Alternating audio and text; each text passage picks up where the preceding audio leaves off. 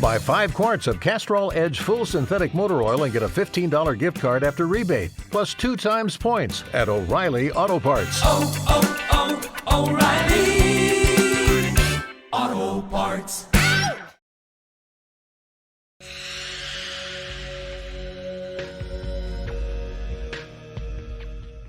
Operation Domination is underway. The ultimate game plan to dominate your NFL experience. With your hosts, Dan You gotta be confident about your Achilles when you Chase show up. Thornton, Yeah, I mean, I got him at Chris Hearing Dowhouse, about Mr. Pointless fantasy in the sense and that Adam LaRue. out there. Don't hope to win. Be great and dominate.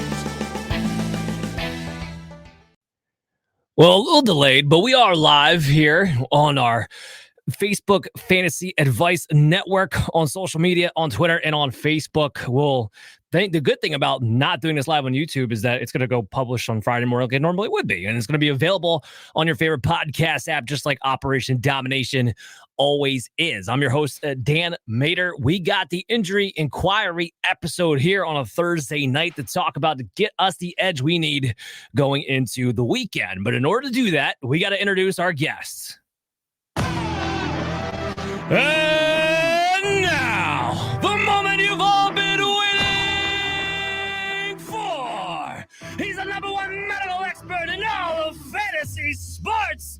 The one, the only, Dr. Bryant Scott!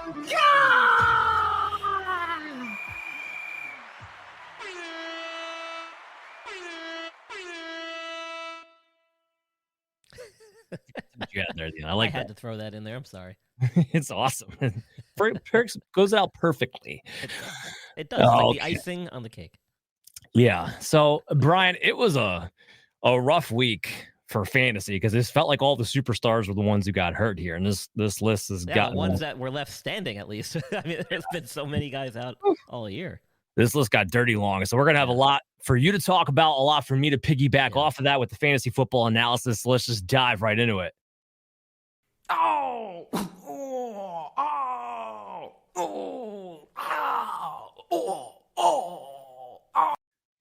The first one, at least, not super severe. Jaden Daniels dealing with a ribs issue. They don't seem to be concerned long term, but what do you think about this week?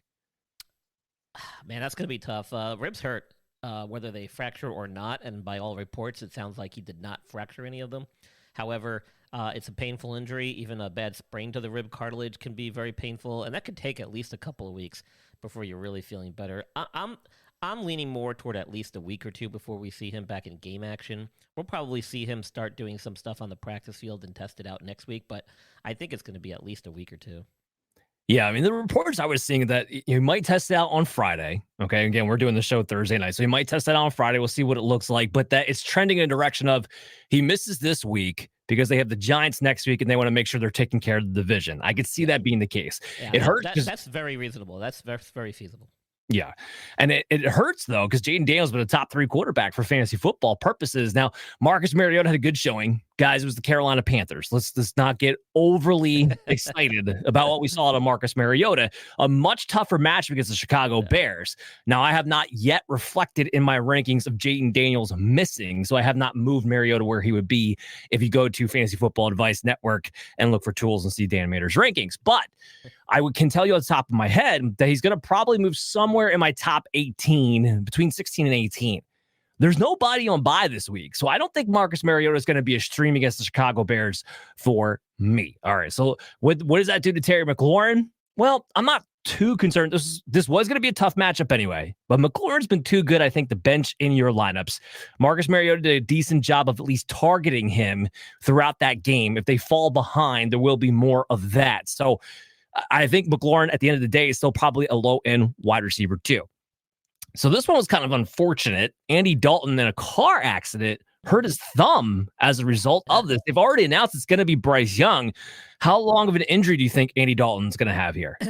Well, apparently it was a minor fender bender, but then at the same time, the airbags deployed, which means you have to be going at least a certain speed and have at least a certain amount of force to cause that to happen. He was holding onto the steering wheel. It sounds like he sprained a thumb. while picking up his kids from school, unfortunately. So it's going to be at least a week, if not maybe 2 or 3. I mean, it depends on the severity here. They're saying mild, but the airbags deploying would suggest otherwise. Not a fracture. It's just a sprain. So theoretically, he probably could play with that thing taped up. But they'll probably just give him at least this week to rest it and see how he feels next week. Yeah, glad everybody was okay, because when car accidents happen, it's always a little bit scary. As far as the fantasy side of this goes, Bryce Young comes back. Run for the hills. Don't play any wide receivers at all. Deontay Johnson, whether he plays or not, he might just physically try to shut himself down anyway. I don't know, but even if he's out there, you got Patrick Surtain back on an elite Denver Bronco defense, and Bryce Young was making every single defense the number 1 scoring defense of the week when he was starting.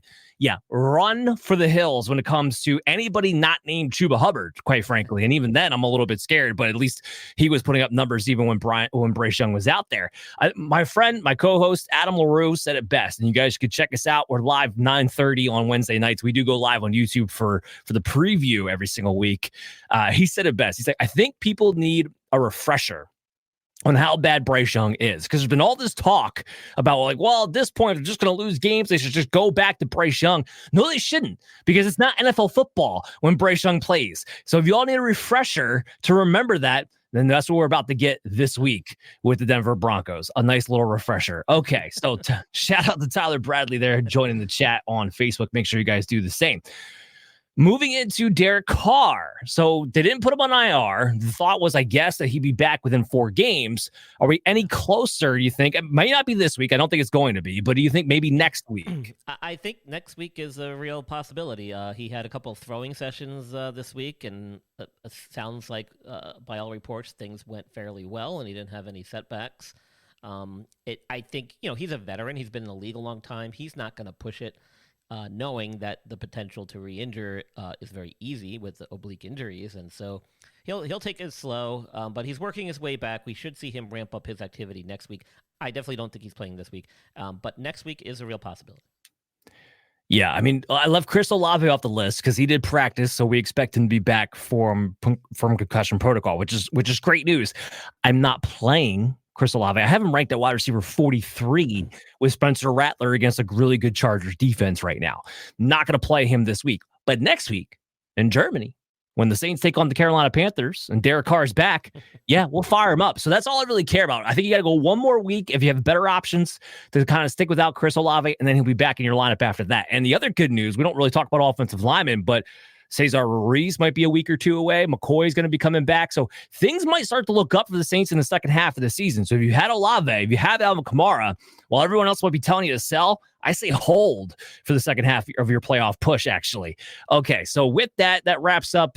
Oh, I'm sorry. We did add Aiden O'Connell in here. Yeah. I guess we have to mention him. Go ahead. I just threw him on there because he had a thumb fracture and he's going on IR. So not that maybe it makes a big impact with fantasy, but that could cause some shuffling around in their lineup and potentially at the quarterback position for that team. Yeah, you know what happens? Gardner Minshew takes over, and what's the difference in production? Oh, absolutely nothing. It's the same player. All right, so with the running backs, Jonathan Taylor, ankle, it's sounding like it's going to be a lot like Christmas. Jonathan Taylor sounded like he might be coming back. I think he got full participation today. Well, if that's the case, then yeah, we could see him this week, because prior to our little segment here, he had only limited practices and wasn't really committed to telling the media that he's ready just yet. So it was sounding like it might be another week. Now, if he had a full practice today, could get another one in tomorrow and feels up to it, then we definitely could see him Sunday. All right, so Jonathan Taylor might be back in your lineups. He's in my top 10 for the week. This one's been maddening. Travis Etienne dealing with the hamstring. He's never missed a practice. He was limited the whole time. He's still been limited. But that's the problem, Dan. If you remember with hamstrings, I always say until he gets a full session in, anyone with a hamstring injury for that matter, until they get a full practice session in, you really don't know what you're dealing with as far as the recovery goes. So part of the reports, or some of the reports I saw today, also had him doing some work on the side with the training staff, either during or after practice. So that's a little concerning, because that means that he's still working very closely with input from the medical team, which tells me that he's still experiencing some symptoms. So I would pump the brakes a little bit here on him coming back this week.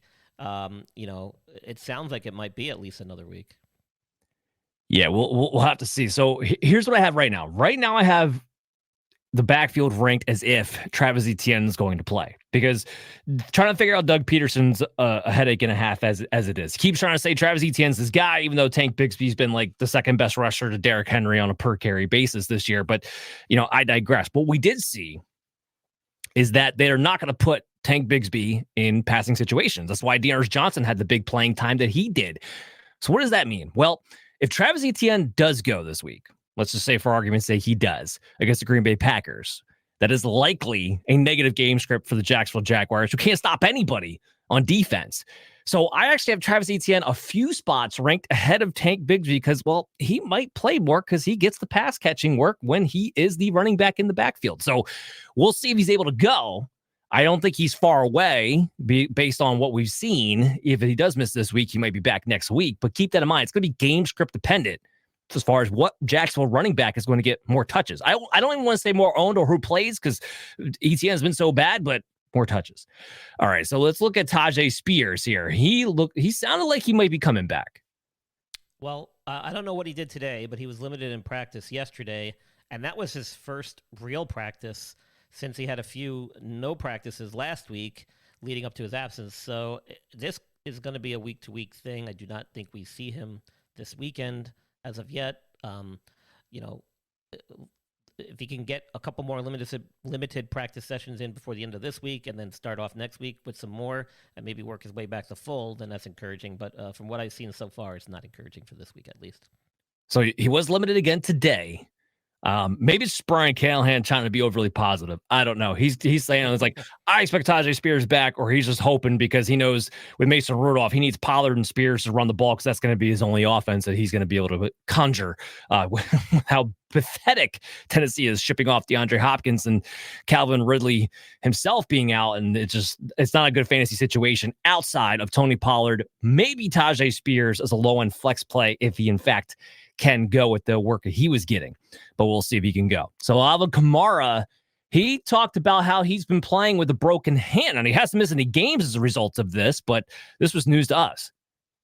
Yeah, well, I've read some reports that said it's not just a broken hand, it's actually a broken rib or ribs as well, which is quite shocking. And he was quoted as saying, like, hey, listen, everybody plays hurt in this league all the time, basically. But, historically speaking, Kamara has not missed much time due to injury, except for within the last couple of years here as his career has gotten well into it. So it sounds like he's just going to keep playing through this, and it hasn't really affected him too much, although if you do look at the stats and the production, it has fallen off since week 5 when they're claiming these injuries occurred. So obviously it is affecting him to some degree, and he's not playing at 100%, as he admittedly said. So something to keep an eye on going forward. He might try and stretch this out to their bye week if they haven't had it yet. I don't know what their schedule is, but that could be a possibility. Although, the further you get into the season and trying to play through injuries, sometimes the worse it gets. And that 1 week off might not be enough to help him recover enough to be 100% the rest of the way. So we'll have to see. He's a tough dude. This is not the first time that we've seen Alvin Kamara press through and play through games through painful injuries in the past. And look, it was looking real bleak last Sunday. Like, I thought maybe Kamara really is on the trading block. Maybe he does win out. And then they signed him to an extension. So this might be like, oh, I just got paid. I can suck it up a little bit to give you guys something in the backfield, partly. So, yeah, look, if you have him in your lineup, am I crazy about his upside this week? No. I mean, the Chargers have been very good against running backs. Spencer Rattler's back there. I think they're barely going to be running an NFL offense. But I don't know who you have better at running back right now than Alvin Kamara, quite frankly. So he might be hard to get out of your lineups. He is a low-end RB2 for me. If you have a better matchup, maybe think about it. The ceiling won't be there, but the floor still would.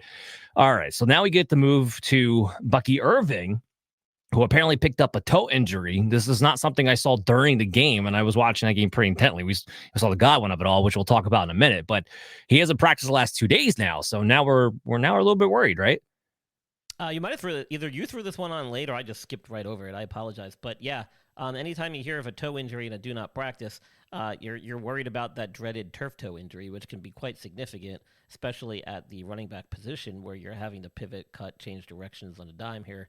So that is a little concerning. Maybe they're just being precautious as well. But typically with a toe injury, if it's significant and if it's a turf toe related injury, these are not good, and these will require strict rest, monitoring, possibly more advanced imaging like MRI studies if they think that's what it is, and potentially a lot of time lost to game action. So something to keep an eye on for sure as we head into this weekend.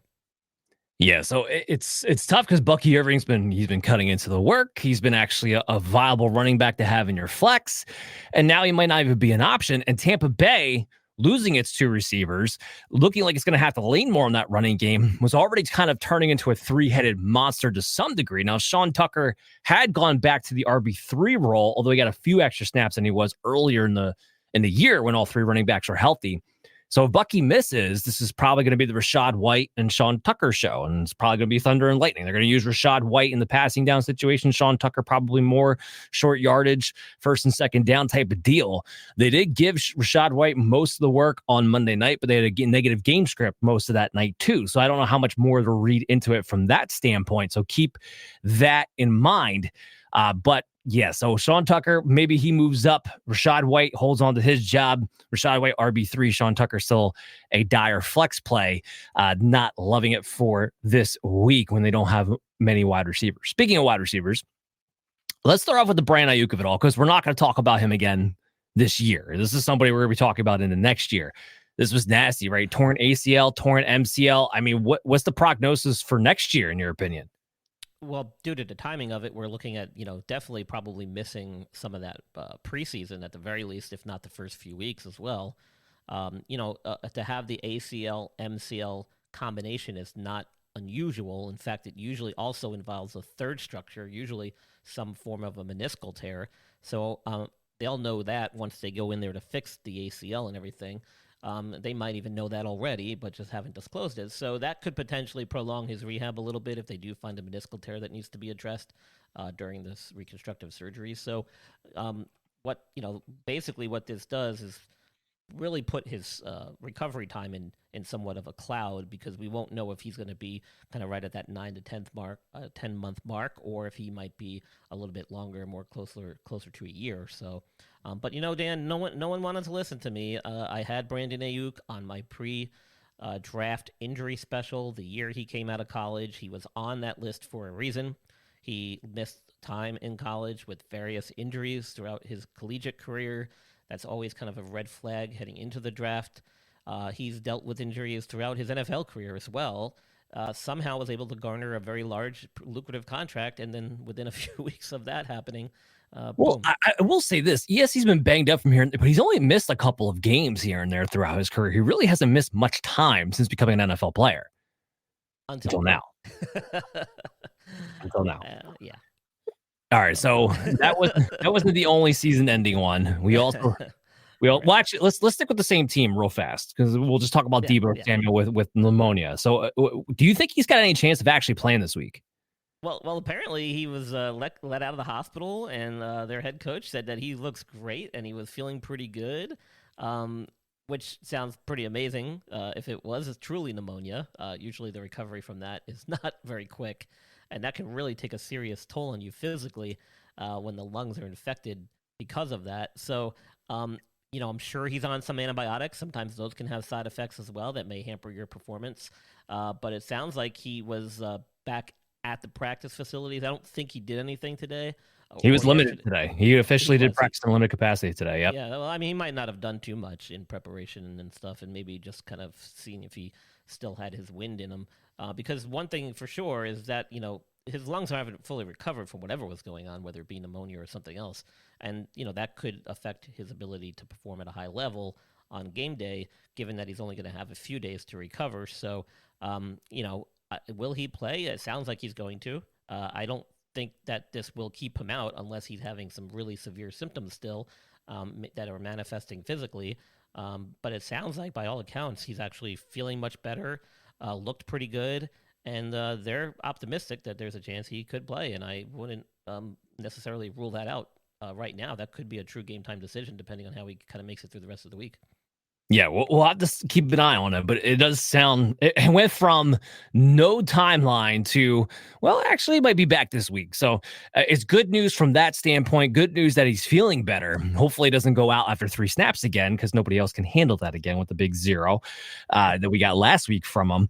So if you have Deebo Samuel, they need him. I mean, Brandon Ayuk is out. They are backs against the wall, 3-4. They got a bye week next week. They need to make sure they have this win against Dallas if they want to keep their season alive. So I think we're going to see him, and it's Dallas. If you got Deebo Samuel, you got to play him. If Dallas is too good a matchup to not play Deebo against right now, their defense can't stop anything. Okay, so let's switch gears. Go over to the Bucs side. All right, so let's kick it off with Mike Evans, because this is stupid. This was stupid on the organization's part, because it was clear that Mike Evans should not have been out there on the field to begin with. He was limping the second he took the field. I don't know why they even had him out there. And sure enough, he injures himself worse. So what do you got on his hamstring? Yeah, I mean, Mike Evans has been around a while. He's not a rookie in this league by any stretch of the imagination here. So this is going to take a while for him to bounce back from. They're even saying already in a lot of the reports I read today that they're probably not going to rush him back until after their Week 11 bye. And you know what? That's actually not a bad idea because his hamstring injury in a player his age at this position can take quite a while to heal, and rushing back too soon, as we've talked about before, is very costly. Sometimes that can have a high re-injury rate. So waiting for that Week 11 bye will give him about a 4-week time frame. So that's a great amount of time to really make sure he's fully recovered before they throw him back out there. And I think that's a wise decision if that's in fact what they do.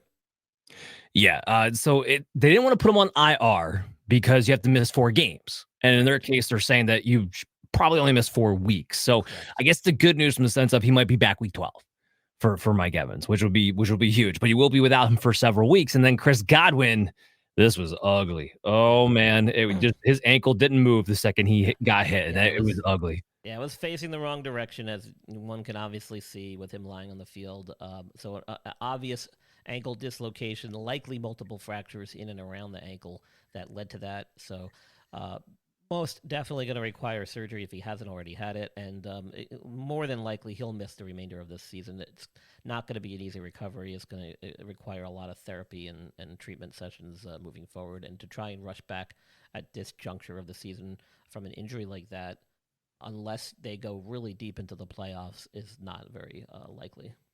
Yeah, it was just rough timing. I mean, Chris Godwin was on his contract year, looking for a big bag. He was having one of the best receiver years in all of the NFL to this point so far, put him back in the slot and producing really well, and then just goes down. This hurt me in quite a few leagues myself too, guys. So what do we have in the aftermath of all this? Well, we have Jalen McMillan, who led the team in targets. And I like Jalen McMillan. I like him coming out of Washington. I think there's some things that he does really, really well. I don't think this is a guy who can step in and be a number one focus of the defense and still produce. And that's the issue. He's kind of limited as far as his route tree is still concerned. He had been out there on the field quite a bit with Evans and Godwin. Now, of course, you're not going to get too many targets when Evans and Godwin are on the field, but he wasn't able to do much with his opportunities, even in the game against the Ravens when Evans went out and he was playing more and getting targeted more. I like him as a flyer, DFS play more, but you pick him up. I'm not starting him just yet. We need to see how this thing goes. I would not be surprised, and I'm not playing this player this week either, but I don't mind picking him up, especially in PPR formats. I would not be surprised if Sterling Shepard found a way to be the number one target. Go figure. Sterling Shepard. We're still talking about him somehow, but he's the one who's going to play the slot most likely. It wouldn't be McMillan. It would be Sterling Shepard who would play the Godwin role, and that would be more targeted. Okay, so I think there's a reason to take a shot on both of them. I think the real winner in all of this is Cade Otton, because Cade Otton's going to be the red zone target. The biggest thing that Baker Mayfield needs is a big body person to throw the ball to when they get down inside the end zone. He's not going to have Mike Evans. That person will be Cade Otton, who I have as a top 8 tight end until Mike Evans returns. So that's the big one that you want to go ahead and grab if he's still available to you. The 49ers, I didn't mention it. I should have put this guy in there. I totally forgot to, but Brian, I've been keeping up with Juwan Jennings. He had the hip issue. He hasn't practiced in like 2 weeks. Yeah, I really haven't been keeping up with what's going on with him, but the fact that he wasn't even seen at practice today is Yeah. concerning. Meanwhile, you have a guy like Debo coming back from pneumonia, was at least out there running around with the injured players. Jawan Jennings was nowhere to be found, so that's not a good sign. Sounds like it might be more serious than even they thought, or perhaps he's getting worked up with some other types of tests to figure out exactly what the problem is. But it sounds like it was related to some type of hit. So whether or not it was just some like a deep bone bruise, like a hip pointer or something like that, or something to the joint itself that caused an injury. Hard to say right now. We don't really have enough information. Yeah, we'll have to get into that. So Juwan Jennings was actually the big waiver pickup, and I don't think you're going to have him to play this week. I think people are hoping he would be back. Maybe they're deciding to hold him out till after the bye. We'll have to see. But with Debo back, probably no Juwan Jennings, definitely no Brandon Ayuk. Ricky Pearsall's a pick up and stash. You're not playing him this week. He just got back after first week after being shot. Absolutely incredible story. And then wound up playing the most snaps of all the wide receivers because of all the injuries that happened. Was insane. That wasn't supposed to happen that way. But he would come in and play that power slot, Juwan Jennings type role. Chris Conley probably played the outside. So I'm picking up Pearsall. I'm stashing him to see how things go on Sunday night. He's not going to be in my lineups unless you're in some skank deep leagues. Okay, so DK Metcalf, he had a knee issue. What do you got on him? So they're reporting it as a grade 1 MCL sprain, which, is best case scenario. That usually is literally a week-to-week thing. At most, maybe 1 to 2 weeks. We probably will see him take this week off, is my guess, as he missed practice yesterday. Apparently, he was not planning on practicing today by most reports, and they're saying he's week to week. I honestly think he'd be best served just taking the rest of this week off and just gearing up toward next weekend, which if it's true grade 1, then that's actually a very strong possibility. All right, so he really won't miss that much time, which is good to hear whenever it's a knee issue coming with DK Metcalf. Tyler Lockett's the biggest beneficiary. He's the one who's going to get those outside deep zone targets that Seattle likes to run. I don't think this does anything for JSN's value. Even the extra target share, I really don't think this does much for him. JSN's been getting targeted like crazy, really hasn't produced. I'm not that impressed with the guy, and his role doesn't change because DK Metcalf is out of the lineup either. So Tyler Lockett, the big winner here for me. Make sure you pick him up if you have the opportunity to do so. Wide receiver 3 at the very least. Deontay Johnson, ankle, maybe.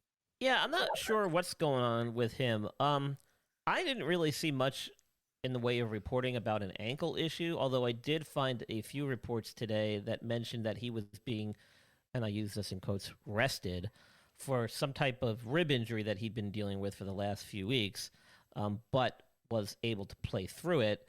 So I see no change in that scenario heading into this weekend. If that's truly what he's dealing with, it sounds like that's just been part of the plan all along, is to just kind of help him get by until the weekend. So I'm not sure if there's really much to read into this. I didn't see anything about an ankle injury, however.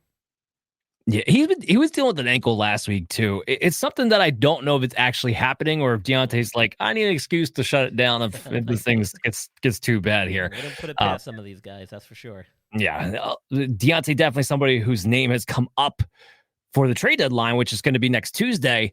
And if Carolina's in the situation they're in, I don't know why they would pay him. And if you're not going to pay him, I don't know why they would keep him. So Deontay might be somebody who's actually legitimately on the move. We'll keep an eye on that. Zay Flowers. Now, we did see him pick up this ankle injury in the Monday night game, but he came back and played, but he hasn't really practiced since. Correct. And that's part of that is probably due to the shortened week because they played on Monday night. They really just had a walkthrough yesterday. My guess is that he was at least limited today. I'm not sure. I haven't seen the recent reports this afternoon. But no, he didn't practice today either. Oh, he did not. Okay. No. Yeah. So that means that he might not have enough time to make a good turnaround here. He may have developed some swelling after the game, was able to tough it out, and that's very common with ankle injuries. You can sometimes sprain it pretty bad, but you're able to play through it because the swelling doesn't kind of settle in for 24 to 48 hours or so. And you do everything you can to prevent that, but sometimes you just can't. And that's likely the scenario here, is that Monday, Tuesday, he may have developed some swelling, which may have hindered his ability to practice the last 2 days. And if that's the case, he might not be ready to go this weekend, given the short turnaround. So we'll have to see if he does anything tomorrow at all. But if he doesn't, then the likelihood is that he'll be out this weekend. Yeah, so that'll be interesting. I think this affects the tight end grouping with Isaiah Likely and Mark Andrews more than it does for Rashad Bateman. Bateman's going to run his role. He's the X receiver. You want to take the deep shots too. I know he's been rolling the last couple of weeks. You can maybe take an extra shot because maybe a couple extra targets go his way. But this is a run-first team, and that middle-of-the-field operation, that's more likely going to take over by Likely or Mark Andrews, who's been playing a little bit more as of late. So look at the tight ends, but Rashad Bateman doesn't really boost the value for me. Dallas Goedert, he's still dealing with that hamstring, and I don't think anything's much really changed on that front. Yeah, I don't think so either. I mean, he missed practice yesterday. I'm not sure if he got in there today. I'm not sure if that mattered anyway. I think this is probably going to be an extended kind of absence. We've already talked about him, I think, last week, and I had predicted that it's going to be at least several weeks. So we'll have to see if anything changes tomorrow or early next week, but it's not looking good. Yeah, not looking good at all. So another week of Grant Calcutta, or should I say nobody? Okay, so Taysom Hill, he dealing with the ribs. It sounds like he's finally starting to progress in the right direction. Yeah, so now in comparison to Jaden Daniels, Taysom Hill actually fractured multiple ribs and has been missing several practices and then was limited in like the last 4 practices dating back to last week. So it sounds like he's slowly working his way back.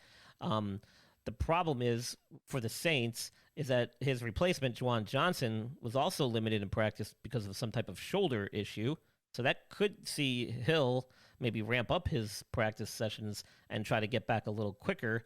So that's something to certainly watch as we head into the weekend, whether or not Johnson's back on the sideline today or tomorrow, and then whether Hill ramps it up. So not a good situation for the Saints there as they're dealing with 2 guys that are injured, actually.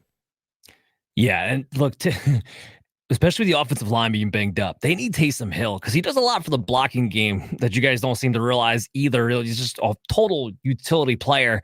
And still, if he's out there, I don't mind, especially with the way the tight end position is, I don't mind taking shots on a guy who might get a couple of touchdowns in a game because you got to give him red zone carries. So Taysom Hill's still on my radar if he, in fact, can go.